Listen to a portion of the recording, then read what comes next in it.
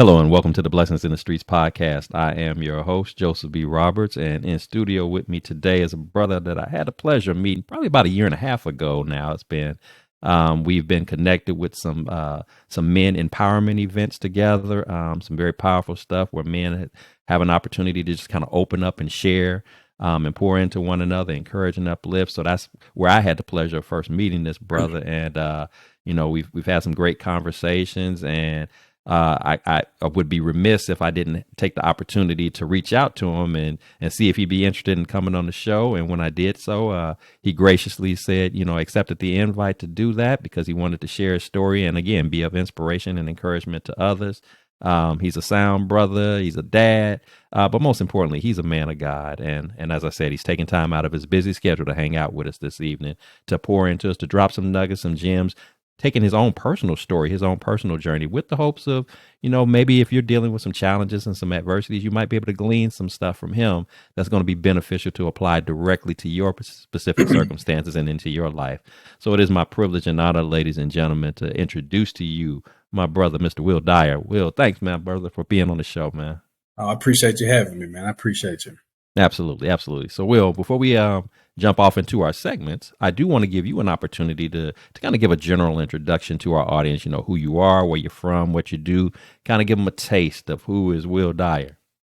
Yeah, first of all, I'm a father. That's my prized possession there. I'm a father.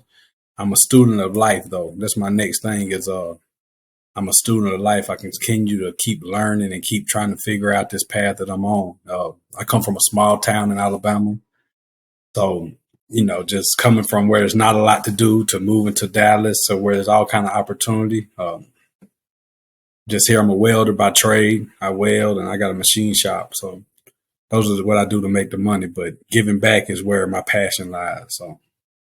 Awesome, man. And as he stated, proud dad.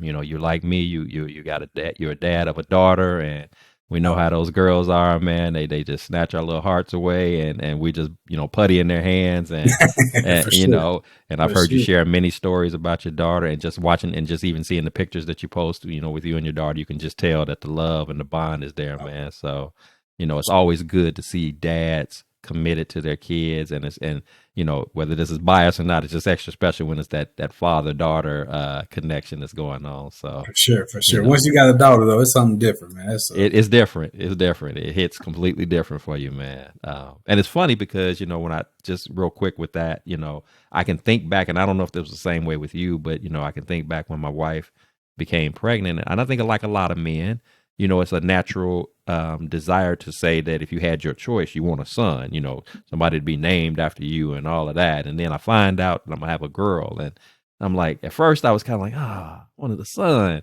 But man, as soon as she got here, instantaneously, the whole son thing went out the window, and I have no regrets, no turn back. And if you ask me right now if I could redo it all over again, bring me the girl. Bring me the girl, because I probably would choke my son out. But the daughter is just go ahead. So I got a video at my gender reveal where I was kind of like, oh man, and the same thing. Now I wouldn't trade it for the world, man, because the daughter love is something different, and I needed it. Softened me up a little bit. I feel like I would have been too hard on my son, so. I Same here. Some genuine love, So exactly, man. It's just something about that daddy-daughter bond, man. It's just genuinely special. So awesome, man. So when we talk about our journeys, in life, you really cannot fully capture, the essence of one's journey without going back to the beginnings, to that foundational basis of it all. So just as I do in other scenarios like this, we're going to do the same with you. We're going to go back to the beginning, man, that young man growing up in Alabama, if you would, kind of tell us, what was it like for you coming up, fond memories that you have about growing up, as well as if there were some challenges that you had to deal with along the way that you'd like to share in your upbringing. Please share that as well, because again, I think the foundational basis, that beginnings of your story, it speaks volumes to what you ultimately end up later on in life when you start talking about walking in your purpose and the whole meaning and the connections between it all. The beginnings of the story speaks so much to that, and that's why I like to take time out to delve into that. So if you would kind of share that with us, what that was like for you. Yeah, most definitely. Man, it started out good, man. I come from a small town in Alabama. Like there wasn't a lot to do. It's real good to raise small kids. It's heavily on sports, football, baseball, basketball. So it was nice all the way up until like 14. I had like 2-parent household. My daddy was he was my idol, to be honest. He was my idol. My mama was she was a great mama. She gonna let me get away with a little too much, but I was her baby. So Mm-hmm. but daddy was the one. He was gonna step in and set things straight. You knew when he spoke, hey, you need to do what he's talking about. And like I said, he was my idol. He was a biker. Great guy. Both my parents had big hearts, like just great people. Had a wild side, but they got it together to raise a kid or kids. Up until about 14, everything was good. Around 14, I started noticing like, man, things are changing a little bit. It ain't the same as it used to be. And as it gets a little clearer, maybe like 15, man, my dad had got a drug problem. He had got on drugs. He hurt his back and got prescribed Oxycontin. Mm. Along that journey, he took it to his addiction to the next level. He started melting it down, shooting it up like heroin and stuff like that. So like the pain of watching my dad like transition from my role model to what I considered a junkie at the time. The pain turned into anger, and I was so upset that my whole life just went in a different direction. So Daddy had always been the one. He had good advice. He knew what to tell me. When I listened, things turned out good for me. But I got so angry with him that I basically quit listening. Like, how you gonna tell me about my life when you're not even making good decisions with your own? So I turned at around 15. I turned off my decision making, and I really became to a point where I think I wanted to prove a point. To where, okay, well, you don't care. Let me show you how I don't care. And the way that I was processing my emotions at that time in my life, it put me on a path for destruction. But I couldn't see it at the time. When I analyzed my life at the time, I was like, this is the route. Because I got caught up in the streets at an early age. You know what I mean? So all the glimmer and the gleam that the young guys see now through rap music and, just it's heavily promoted. So everything that they was looking at to make their decision on life, I looked at it and I made the same decision as a lot of them make. I was like, wow. I see grown folks working. I see all these people that's working 9-to-5s and struggling and stuff like this. And when as a kid, we don't want to really do stuff. You don't want to go to work or that's not really what you're on. So once I got angry at my father and I took my life, I'm finna just quit listening to people. I listened to my mom, but I tried to hide my life. Like I'd be an angel when I came home to my mama. You know what I mean? Like, hey, baby, but as soon as I walked out that door, it's like a whole nother person became. And I spent that way all the way up until, anyway, for a long time, I was like that. And I continued on that path and I realized like people would try to tell me like, hey, man, you going route things the wrong way. But I felt that you don't understand what I'm going through. Things you're talking about me, you can't understand. So I got good at putting on a front for the world. Like I pretend like the problems at home wouldn't bother me and I'd hold them in and try to, pretend like everything was good. But one thing about pretending, you can only do it for so long. So once you get to a certain point in your life, you're going to have to find a way to release. And mine was through violence. I stayed in trouble. I stayed getting into it. But it helped me when I was in the streets. It made people like, he always getting into it. He always did. So it almost gave me credibility and it gave me something. It's like I was searching for something. Mm-hmm. And the reputation that I got off of my hardships, like I found joy in some kind of way. So everybody would tell me about, hey, you need to change this, you need to change that. But I would look at their life and I'd be like, man, how you going to tell me I need to change when I'm 15 and I'm doing better than you are? You 35. Like, do you want to do what I'm doing? Because it looks like you should. And not understanding, because, when you see something that your perception is your reality, like I couldn't understand why they would tell me, hey, you don't need to be selling drugs or you don't need to be doing this. And I'm like, look, you worked 60 hours this week and you're struggling, you know, like, so I was like, man, whatever. So I put it off and I just went full fledged street. Like I bought into that programming. I bought into that vision that they promote so heavily. And I rode that wave all the way up until I was 21. I found myself locked up doing 5 years in the federal penitentiary. Just lost individual, you know. So along that journey of dealing with my decision making, I ended up losing my father.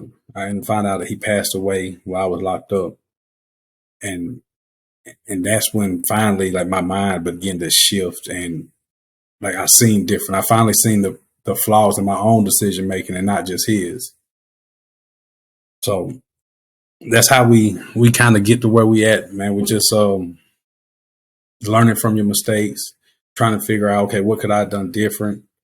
And it took me all off path. It took me to a point where, like I say, by the time I was 21, I had been shot and I was doing 5 years in the federal penitentiary, all because I didn't know how to process the emotions I was feeling. Mm-hmm. Mm-hmm. Well, you know, first and foremost, man, I appreciate you being transparent and sharing that. But you touch on a very, important element here, and particularly one that plagues many men. For my listeners, one of the very first things that I said at the top of the show was how you and I met. We were at a men's empowerment event, candid conversations for men. Shout out to Dr. Kristen Guillory, Dr. G, for putting that together. And the whole concept of that, the whole purpose that drives behind that is the fact that she had the vision and recognizes that there's so many of us as men who are hurting inside, that we are going through stuff and we just don't know how to process those emotions. And, we're because again, when we come up as young men, we're always taught, that young men are not supposed to cry. Young men are not supposed to be all emotional and in their feelings. You're supposed to be hard. You're supposed to be tough. And while some of that might be okay to be, man-like in terms of your leadership abilities and your control or what have you, just because you're a man, that doesn't mean that you don't hurt. It doesn't mean that you don't have pains. It doesn't mean that you don't need to shed some tears sometimes. That you're not going through some stuff. And so here you were in your situation. My dad is my idol. I'm already blessed in the fact that my dad is in the home with me, because there's a lot of young men who their pain stemmed from the dad being absent. Your dad was there. You got a chance to glean his knowledge, his wisdom. You loved him. You enjoyed spending time with him. And then all of a sudden, he hits a rough patch by way of an injury that leads him to being on medication that, and that's a whole different subject. But there are many people who, that by result of the meds that were intended to heal, there's always the danger of an addiction formulating out of that, whether you intended for it to or not. And then next thing you know, he's on that, and it's spiraling him, and it's hurt. You're hurting for him, and you're also hurting because it's impacted that once close bond, that relationship that you had. And you're feeling, in many ways, probably feeling a sense of abandonment. Like, he's still physically here, but he's not the same dad, and like you said, it gets to a point to where, because you didn't know at that time, and understandably so, you were 15 years old, 14, 15 years old, you didn't really understand how to process that. Nah. So you just kind of, sought out some other way to cope, if you will. And unfortunately for you, the first thing that was available to you was the streets, and I think you pointed out a good thing when you said, it was something about the streets that, by being out there, not just for the sake of the making of the money, but it was like the getting, by subscribing, if you will, to that program of the streets, it gave you some cred, it gave you some acceptance. It made you feel important again, because that bond with you and your dad, you felt important, you felt love. But now the streets was showing you love, but it wasn't a healthy love. Like you said, I couldn't see it at that time, and by the time I did see it, I'm now seeing it behind, within the walls of a federal prison, and it's like, man, what did I do? And people been telling me, change your ways, man. You don't need to be doing this. But like you said, when you're hurting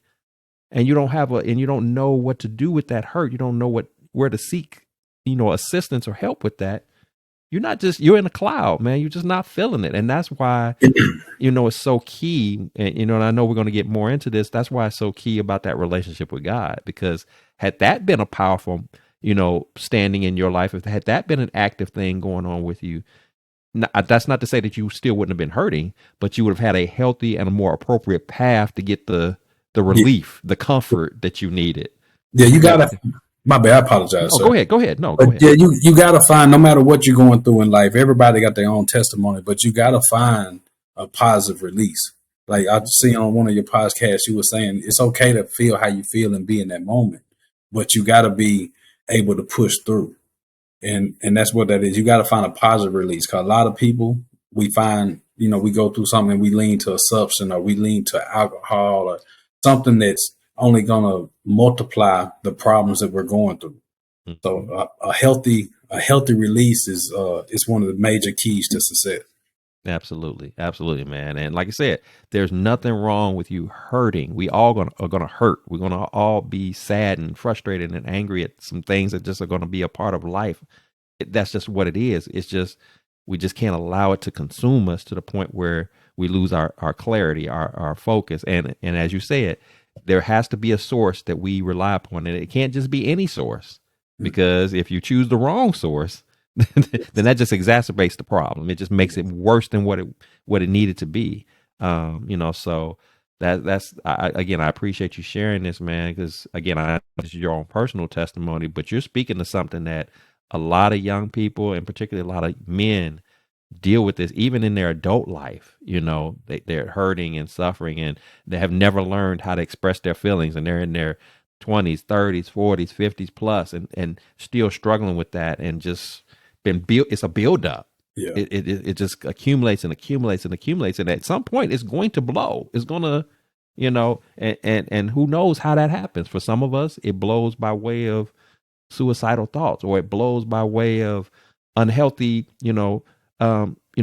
issues with our body. So we're victims to heart attacks and strokes and mental breakdowns and all of those type of things, or maybe we're taking out our frustrations on our loved ones. And so now our families are breaking up, and just all kind of stuff like that can arise just because we didn't have an outlet. We didn't know how to release. We didn't know, Yeah. So, so again, with us, you and I, in particular, having an opportunity to be connected to, male empowerment groups, and stressing the importance about, letting it out and doing it in a healthy manner. Those type of settings are just so key, so instrumental. And just even us having this conversation right now, just putting it out there, because there's some people that need to hear this in so many ways. So, man, I appreciate you sharing that. And I think if I could add just one thing to that, man, I think Yes. another thing that I feel like I learned from that part of my life was, when you're going through things, a lot of young men, especially if they're going through things at home, if maybe their father's not around, maybe he is around, it don't matter which parent it is, if they take the role, they feel like, hey, it's my responsibility. I got to step up to the plate, right? Like, that's kind of where I was at. I feel like, well, hey, I'm forced to be a man. I need to be a man. But I thought the streets, the first thing that I seen that I thought, hey, I can provide, I can do this, was in the streets. And once I locked that into my mind as, hey, this is an avenue that I can use, I quit looking for other avenues. I put all my energy into being better at this. And I think it's important moving forward, like especially for the young guys, don't get stuck on the first thing that come to mind. You might have a little success in the streets in the beginning. That's when it gets you, but you got to keep your fillers out. You got to keep your mind open and analyze the playing field and be like, hey, okay, even if I did slip up and go this route, I can't stay there forever. You know what I mean? I need to be looking for what's next, what's better. And like for me, myself, I didn't. Like once I chose that, it didn't matter what nobody told me or what nobody showed me.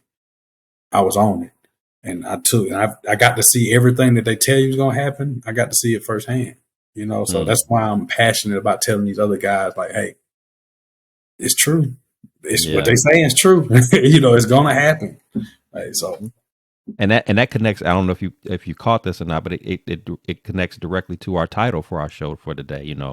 From where attention goes to where energy flows. You just talked about that energy. If my attention is in the street, then that's where my energy is going to be. 100%. If my attention is on anything or anyone that's not of God, is outside of God's path, then that energy is going to flow that way. And it's probably going to be an energy that's going to lean more to the negative than it's going to lean to the positives. You know, it's going to lean more to problems arising than it's going to lean to blessings arising. You know, now the beauty about God, of course, is that he will allow us, even in the midst of perhaps making quote unquote poor decisions, he will at times allow that storm to take place so that not so that it takes you out, not so that it destroys you, but so that it's an opportunity. And I'm stressing on opportunity for you to be modified, to be corrected, to be transformed through that storm. So when you do come out of it, of course, leaning on him to do so, you come out with a whole new perspective, a whole new mindset. It makes sense. Mm-hmm. Okay, why I had to go through that to get to where I'm getting to. Because you just said yourself just a moment ago, your passion and your love for being able to tell your story and pour into other people. Yeah. You become more relatable in doing that when somebody can say, you know what, Will's been where I'm at right now. So he ain't just preaching to me. He's not just giving me the whole lecture talk.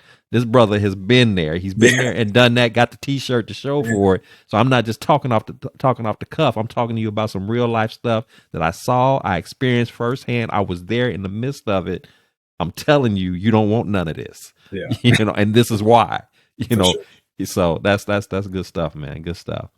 So Will, you know, when we talk about our journeys, obviously we started off with your beginnings part of it. And you know, as we transition into our adulthood, the more you get along that path of adulthood, there's going to be a variety of different experiences that you realize. And in the midst of that, those experiences are going to be storms that you're going to come into contact with. And some of those storms, even while some of them may be mild in nature, there are going to be some that hit every now and then that are a little bit more excessive, a little bit more intense, to the point to where when you're in the middle of it all, you might start to question, even as a man of faith, you might start to question, you may start to ponder, like, how am I going to get up out of this? Mm-hmm. This is way more than I signed up for, than I bargained for. I don't see a way out. I feel trapped. I feel helpless. I feel hopeless. What I'm going to do. So if you would, tell me about a time, you know, when you felt like that's exactly where I was at in this particular moment. Didn't see a way out, didn't know how, didn't know, you know, what I was going to do. I was worried. I was stressing. I was anxious. I was feeling all of those negative energies that come with being in that trapped moment in time. If you would kind of tell us about a time that's exactly the space that you were in, and what was ultimately the sort of that turning point where you began to see a little bit of light at the end of the tunnel as you were coming up out of that situation. Man, there's a lot of those situations, but I'm going to tell you about the one that I feel that when I was there, I was at the forefront of my second opportunity in life, and it was a big one to put me on. I've had multiple since then, but this was like a big one. And I was 26 years old. I was coming home from the penitentiary. And when my father passed away, like something registered to me. It finally clicked, like, man, when's enough? You know what I mean? You've been living this life. You've been on this journey. You've experienced all these hardships because of the action and decision making of your, you know, how you make decisions. So I come home. I've never had no job. All I ever did was sell drugs. So I come home at 26-year-old to Texas. My mom's living out here. So I was like, man, daddy died. I need a fresh start. I have no reason to go back home. So I've come to Texas. But for the last couple of years, I've been kind of brewing this idea like, hey, I'm going to do different when I come home. Like, I'm going to change some things. Like, you know, I lost my daddy when I was in the penitentiary. Like, I still got mama. I don't want to go back to the penitentiary and end up losing my mom because I can't make better decisions. So I come home and I got my mindset, hey, I'm going to do the right thing. Well, you get out here and you realize that, hey, you got to provide for yourself. You got to do all these things. I've never had a job. I got no work history. So I find myself saying one thing mentally or saying one thing out loud, but mentally believing something different. And I was basically at the crossroads of saying, how am I going to change? All I've ever been is this guy. For as long as I remember, I've been in the streets. This is how I provided. This is how I made my way. And so now I'm coming out here at 26 with no work history, no understanding of how stuff works besides the streets. And it was just nerve-wracking and intimidating for real. And I find myself trying these little dead-end jobs, people treating me rough because of failing and stuff like that. Not if they do want to give you a job, it ain't nothing you can really live off of. And I found myself like giving up basically. I found myself giving up, and there's a lady named Miss Teresa. God put Miss Teresa in my life, because my prison has a way of beating you down, tearing you down, makes you question everything, especially yourself, the decision making, who you are as a person, all these things. So he God put Miss Teresa in my life because not only did she bring opportunity, but she had the heart not to let me give up on myself. And I had made a habit of when things get hard, I give up. I was like, hey, and I would hide it behind my not giving an attitude, just like, whatever, I don't want to do that. But really it's because I didn't believe in myself. I didn't think I could do it, or something made me feel like I wasn't worthy of it. So Miss Teresa tell me about this opportunity. I'm still in the halfway house. So Miss Teresa tell me about this opportunity where they're training for CNC operators. So like manufacturing area, like workforce. So when she tell me about the opportunity, the first thing I tell her was like, look, I was diagnosed with a learning disability in second grade. I can't even pass the test to get into it. Really just trying to make an excuse of why I wasn't going to try. The next day she showed up with the answers to the test. So it's like, ain't no excuse. You say this, but here, what you gave me a problem, here's the solution. So I was like, okay, well, all right. So I can go through with it. I felt forced. I'm like, man, I ain't got no choice. I ain't even got a good excuse on why I can't now. So I go take the test. It's the only test my whole life. The biggest problem I had was not getting all of them right. Cause she was like, don't get all of them right. Cause you ain't supposed to know everything. You know what I'm saying? That was my only problem. I'm like, man, I know this. I want to work all of them. Right. So I get through the test with flying colors and stuff. But the first 2 weeks of it is schoolwork, like hands-on in the classroom. Like, this is show up time. Man, I get there, man, and they start going over some stuff, man. I should have known it probably in like 7th grade. And man, this negative self-talk got so loud in my head, and it's just like, I can't do this. So I give up. I mentally had given up. So I get up. I'm like, hey, I'm gonna go to the bathroom. I go find Miss Teresa, just to really inform her on what I had already decided in my head. Like, I need more time to study. I'm not ready. Whoop, whoop. So when I go find her, she basically just, listen, if you don't set your butt down, go back in there and make this opportunity work for you. And that's exactly what I needed at the time, because I didn't believe in myself. I didn't think I could do it, but she forced me at that time. When I didn't believe in myself, she stepped in and believed in me and forced me to ride on her opinion. So I go back, and then a couple of days into it, I struggled through the classroom, but when we got the hands on, I could make up. I'm good with my hands. So I make up. So I end up going through a program, graduate out. I get a job with a company called Blackwood Grinding. And, still the same thing. I'm scared to death. Don't think I can do it, but it's a little different than what we've been trained on. So they know they got to train us. So anything I don't know, I can kind of put, oh yeah, they didn't teach us this. They didn't, I can kind of fake my way through it. Mm-hmm. So I'm doing that, faking my way through it, man. And along that process, I realized I kept showing up and not even knowing that I was getting better, not even paying attention to it. I was becoming what I didn't think I could be.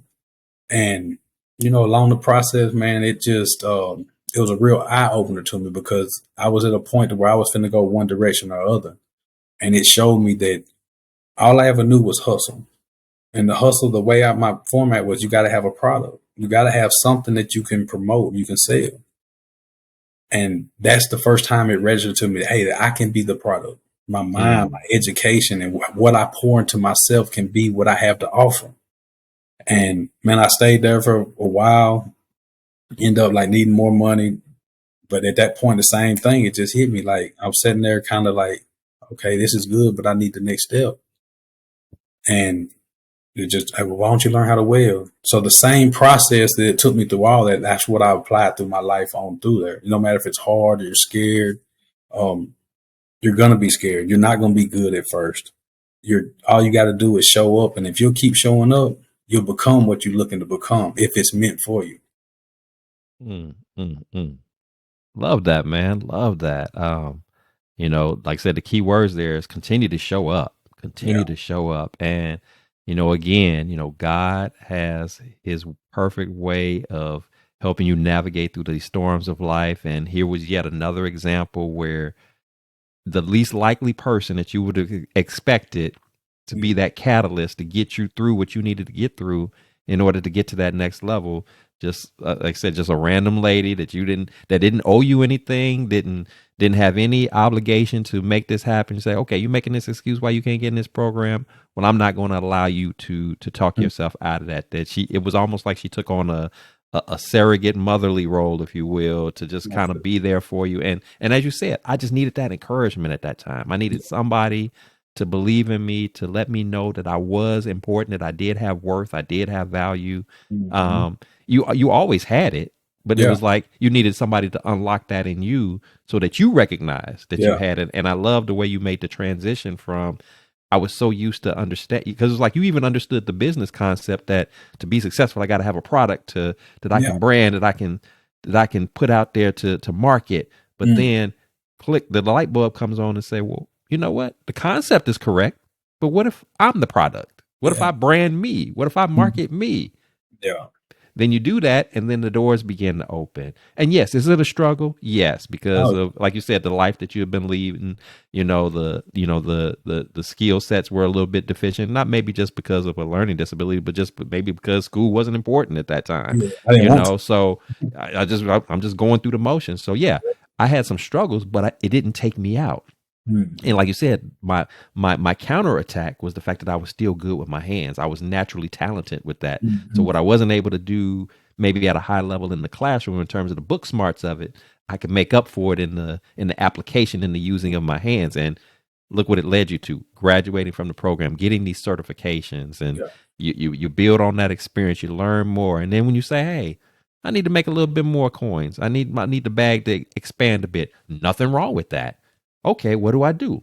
Let's build on another skill that I can tack onto that, And so it's just a building process. And I think that's something that we all have to be reminded of from time to time, is that it is a process. It is a journey that you're going on. And these things, while we want the money, while we want the status and the prestige and all of that stuff to happen instantaneously and overnight, that's just in real life terms, when you're doing it the right way, that's typically not how it works. And that's unfortunately, that's what the draw is to the streets. Is because the streets is the fast money, the fast. And so we get caught up in the quickness of it, not understanding the detriment to it. But this way, doing it God's way, doing it the way that's decent and in order, it took me a little bit longer. But I'm staying out of jail. I'm out of trouble. I'm making an honest ways that I can, legally report. I'm doing the thing, and I'm learning a skill, and I'm building upon that skill. So and when you think about the conversations these days and times, I've never been, to be honest, I've never been really good with my hands. I've been more the book smart dude. But, one of the things, if I could turn back the clock a bit, I wish that there was more emphasis on, some of those trades. And that's something that's kind of, coming to the forefront again, because trades have kind of been pushed to the side. It kind of been looked down upon like it was a less than profession. But the beauty about a trade, and I know you know this for yourself, you have a skill, you have a trade, you'll always work. Yeah. It doesn't matter what the market looks like. It don't matter, what the economy is doing.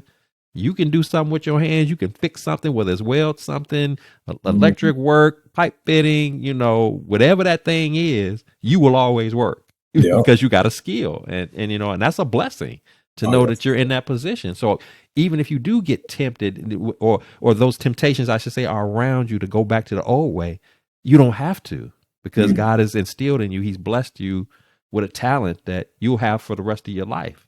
That you can always work. You can always eat. You can always keep a roof over your head. You can always take care of your daughter, things of that nature. So that means everything, especially to a man who is committed to wanting to be that type of guy for his family and for himself. There's nothing that makes a man more proud to be able to know that he can provide for his home, and for his well-being, and he can hold his own, so. Yeah, for me, I think I seen like the direction how my life changed once the structure of my father wasn't in it no more. I wasn't there, but not himself. That's why fatherhood is important to me, because, man, we directly have a major effect on how our kids are going to turn out. And we don't have to be you don't have to have a bunch of money. You don't have to have all that, but you got to let them know that you're there and you love them and you're doing the best that you can, but you're showing up because hey, the world, the programs, a bunch of programs out here, they looking for new people every day. You know what I mean? So you got to be there to help guide them and to accept the philosophy on life that you want them to see and not what everybody else is throwing out. Absolutely, absolutely, man. That's good stuff, man. I'm loving your story here, and again, so many powerful messages, so many gems that you're dropping on this. So, I know my listeners are going to be blessed by your testimony here. I appreciate it.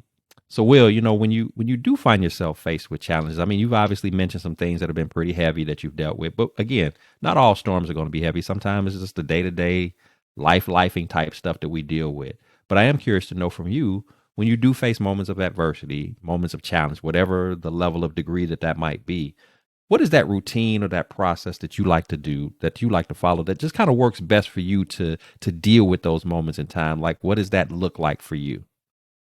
Yeah, I found along the journey, because, like I said, a student of life, I'm really a student of learning myself. So as I've studied myself over the years and looked at the results I've gotten from different choices and stuff like that, once I realized working out was big for me because, and I've never liked working out, and I still don't like working out sometimes, but um, it showed me. I've always thought of me being I'm a tough guy. I'm the type I'm gonna stand on business. I'm gonna show up. But what I realized is the process of working out, it showed me that I was really mentally weak. So Mm, along that journey, because I give up on me quick, I hold everybody else to standards that I wasn't holding myself to. And I realized it through working out because I worked out as like in a group setting, and it was people in there that were in way less shape than me. Like their shape conditions, like where they was at on their journey, wasn't where I was at, but mentally they were stronger mm, because I'm giving up. I'm getting tired, and I'm letting the message that my mind sent me, "Oh, you're tired," and I would quit, give up, and they're still over here just going hard, going hard. So it showed me that, I mean, if you give up on something this simple, what else have you been giving up and not reaching your full potential in life on? So that the working out part, where I used to get like when things bottle up and I feel like I can't take it no more, I go work out. I leave everything I'm dealing with in the gym, and I come back in clear mind, and it it takes some of that stress off of me, so I can think in a possession, in a in the mindset of not being overwhelmed. mhm. So man, working out and self time. Like when I was younger, man, I didn't like being by myself. I almost pay to keep people around me just so I didn't have to be by myself. But as I learned myself, I realized, man, self is it's almost therapeutic, man. Being by yourself so you can really sit down and figure out, hey, how do you feel? Why do you feel this way?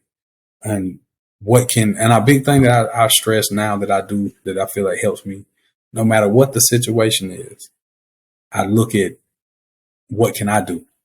Like with the stuff with my dad, it wasn't my fault. I didn't choose for him to get on drugs, but how I handled it was 100% me. I chose that. Like I could have easily went and stayed on the right path and been dealing with some stuff, but I chose that. No, I'm gonna react this way. So how I chose to handle it is something that I can't control. So I focus on things. Hey, I try to find in what can I do different in any situation, no matter what the next person did. What could I have done different to keep either not putting them in the position that they could do me that way, or just making sure that it don't happen again. Wow, wow. I like that. I like that approach, man. I like the fact that you make the connection with working. I mean, I've heard people talk about working out as a way to stress relieve or whatever, but I love the connection that you make. That it wasn't just about just lifting weights and building muscles, like working out mentally at the same time, Mentally. clearing your head, Yeah. putting yourself in a mindset to where I can now focus and lock in on whatever the challenge is that's before me, and then, like you said, embracing a greater appreciation of that alone time. You Mm. know, again, because it just allows you an opportunity to process it all and take all of the emotion out of it and the confusion out of it, so you can again make good decisions. Because that's really been the theme throughout this whole show that we've been talking about. It keeps going back to making good decisions, It um, all making the decision good making decisions. and processing emotions. Decision Yes, making and processing emotions. yes, but those two things. How do the decisions that I make and the emotions and my ability to process the emotions? I mean, those have been the two key factors that we've been discussing throughout this, and they're both so critical to the overall, your overall growth, your overall well-being, your overall peace of mind. And again, we don't neglect to leave out the fact of that relationship with God, heading it all up. I mean, you got all of those connecting pieces together, and your pathway to success, your pathway to blessings is just wide open, Yeah. in that sense. So, And that's one thing that I would share, man, is a long time I ran from God. You know what I mean? Just not intentionally sometimes, and sometimes maybe intentionally. But I wouldn't lean on it like I needed to, and mhm, it wasn't to hindsight looking back, even when things were like, even when I was going to prison and stuff like that, like he would let me, okay, well, you made this, let me let you deal with this. But there's been a couple times that I deserved more than what he allowed me to get. mm, He stepped in because I feel that he got a higher purpose for me. And that decision could have went ahead and just took me out. Like, okay, well, you know what? You're done. And he'd step in just enough to keep it to where, now you got another day to, I'm gonna give you another shot, man. Figure it out, And mhm, it's been a couple times that I was like, and finally the last one, it just showed me that, hey, man, it's bigger than you. Like there's people sitting in the penitentiary right now serving life and stuff like that for some of the same decisions you made. So don't waste the opportunity. Don't let him down. So, yeah, there's something about God's grace and mercy, and like you said, so many times, we're shown that mercy, and so we don't get that punishment that we definitely deserve. We don't get those repercussions that we definitely deserve. And then the grace, I think about Miss Teresa. He graced you with uh, somebody that you didn't deserve to meet her, but he said, I'm gonna bless you anyway, because I have an assignment for you. I got work for you to do. So, and I know that if I just let you do it, you're not going, like you said, because you weren't mature enough at that time yeah. to where you had that confidence and belief in self. So I'm gonna introduce you. I'm gonna grace you with Miss Teresa, and she's gonna guide you where you need to go to get you to where you need to be. So, Mm-hmm. man, that's just the beauty of God, man. That grace and that mercy. I pray about that every day, just thanking Him for extending that to me, because I know I don't deserve it. I know I don't, but He does it anyway, and that's just a testament to His unconditional love for us all. So For that's sure. huge. That's huge. So Will, man, if you had a chance to, when you reflect back on all your experiences, lessons learned, and things of that nature, if you had a chance to speak to the younger Will, the Will who had turned off, as you said, turned off the decision making, had committed to the streets, committed to that process, just kind of wilding out and doing whatever, not really paying attention and locking into the fact that you had value and worth. If you could speak to him, or perhaps speak to somebody that might be listening to this episode, and they're in that cycle right now. They're out of control. They don't really see a way out. This is all they know. But from personal experience that there's a better way, there's a better approach to that. What would be your words of encouragement, your words of inspiration to that individual that's dealing with those demons right now, those challenges right now? To start, man, I would say that the answer to everything is within. We get so caught up in the reacting to life. Study yourself. There's your daily habits, your daily routine is going to create the life. And if you get overwhelmed by looking at the big picture of life, you get so focused on, I need to be here, I need to do this, that you don't look and say, if you would just look at your daily routine, you could say, you know what? And I have to do this a lot of times. Man, I want this, but man, this week, the actions I put off, I'm not going to get that by doing what I've done this week. So if I can't have the awareness to analyze myself and make corrections, so I would tell them to believe in self, figure out, don't blame other people, look for what you can do to improve yourself, and know that everything's a game. Everything is a money game. Everything is a business side. Everything got a business side to it. So don't get caught up in some things that are promoted to you first that look the best. It's not what you want. The people that's in, like, the good stuff is hard to find. You know what I mean? So if it's right there in your face and it seems too good to be true, it is. And no matter what you choose, there's work into it. It don't matter if you choose the streets, you're working. It's just Mm-hmm. the obstacles and the possibility of losses that you can take are way greater than it is if you choose a 9 to 5. So everything has its pros and its cons, and just know that you're going to get to see both of them. So if you analyze a situation and you can't deal with none of the cons, then don't go that route because you're going to get to see them. And the only thing that works. You got to put in work in some area. There's a million ways to make money out here. There's a million ways to elevate your life, but every one of them is going to have obstacles. Every one of them is going to be difficult at times. So pick something that you're passionate about and stick with it, because if not, you're going to be bouncing around and you ain't going to never get to where you're going. Exactly. That's good advice, man. You got to put in the work. You got to stay consistent. You got to be accountable to self. And like you said, you got to self-assess. I mean, and as you state, it's okay to have vision and big dreams, but you know, what are you doing with the small stuff, the just the regular everyday, like you said, you know, what's your daily routine looking like, you know, and that could be a variety of things, whether it's your sleeping habits, your eating habits, you know, Yeah. time you spend and you know, and you know, educating yourself, whether it's on the path that you're trying to be on, time that you're spending alone with your thoughts, time that you're spending with God, obviously in His Word and in prayer. What is your routine looking like? And is that a routine that lines up with these big dreams that you have that you want to do? Mm-hmm. Just like you said, there's times when you, even in this day and time, where you have to ask yourself, I'm saying I want this, but the effort that I put in this week or today doesn't Yeah. reflect that. So I can't expect this if this is what I'm giving a lukewarm effort to it. You Yeah. know, so I got to put my best foot forward, put in the work. Even the life in the streets requires the work. Yeah. You You're going know, to work. you're gonna work regardless of which side you Right. pick. You know, Mm-hmm. you just want to make sure you pick the right side that's going to have more of a line you up for more blessings than more consequences. And of course, but it's still at the end of the day, you got to put in the work. You got to be consistent, and again, let God lead the way, and everything's gonna be all right. You know, in spite of those bumps in the road that you're going to hit every now and then, those cons, those storms, Yeah. they're going to happen. Yes. Everybody experiences them. You could be the Yeah. best, nicest person, wonderful, loving, all of those good things. You're going to get the storms too, you Most definitely. know, but you don't have to allow those storms to take you out. There is a pathway for those storms to not take you out, to not consume you.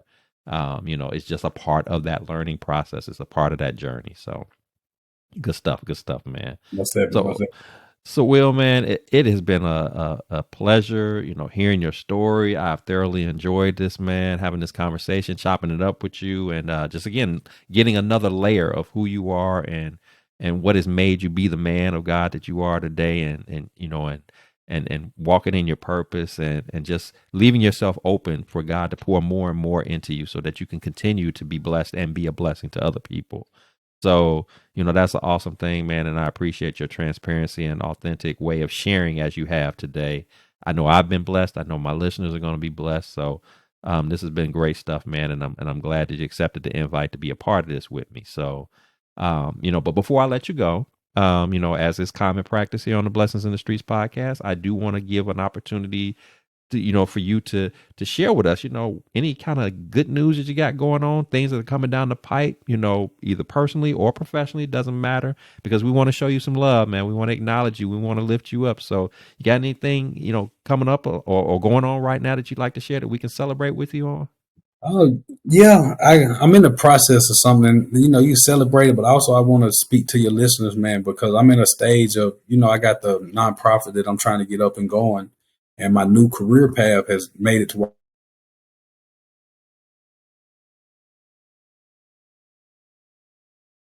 Look like you froze up a little bit. I'll give you a moment to adjust on your end. You know, again, we're here at the Blessings in the young Streets men at podcast. Go youth. ahead. I'm sorry. Go ahead. Um, You froze up momentarily. Go if you would. yeah, If you would if repeat what anybody's you said. interested in being a part of the kids and guys come on, and if they're interested and got any skill sets, knowledge for me to just point me in the right direction on some things, I would love for them to reach out and help me out a little bit. Okay, awesome, man. And I'm sorry, I don't mean to have you repeat. We had a little minor technical difficulty right at the end, and that just the enemy being busy, man. We've been on a roll here.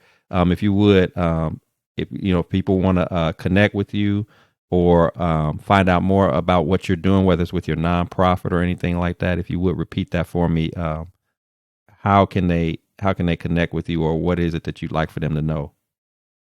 Yeah, I can't. It's we're having technical with the internet. Yeah, yeah, I can hear you now. I just wanted you to repeat real quick.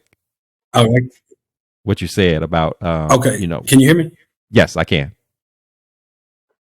Oh, basically, I was just saying, man, I'm in the process of, creating a nonprofit New Way Awareness to service young men that's in trouble and guys coming home. But with my work schedule the way it is, I'm having to travel a lot. So I'm really looking to build a team of people that's passionate, that would be interested in doing something along those lines. If it's just giving information over a Zoom call or whatever it looks like, really just trying to network and see who's interested. Awesome. And what's the best way for people to connect with you if they want to be a part of that? My, my email is wldyer8@gmail. Okay. WL Dyer, the number 8 at gmail.com. All right. Yes, Well, sir. audience, there you have it. My man is doing some wonderful work. Again, trying to walk in his purpose, trying to pour into others, just as he was able to be poured into, and trying to, help people out and be a blessing to people in the best way possible. So you can't expect anything more from somebody who's gone down the path as he has, and again, he's taking these lessons, these experiences of life, and again, just trying to be a blessing, trying to give back to others, and we appreciate you for that, man.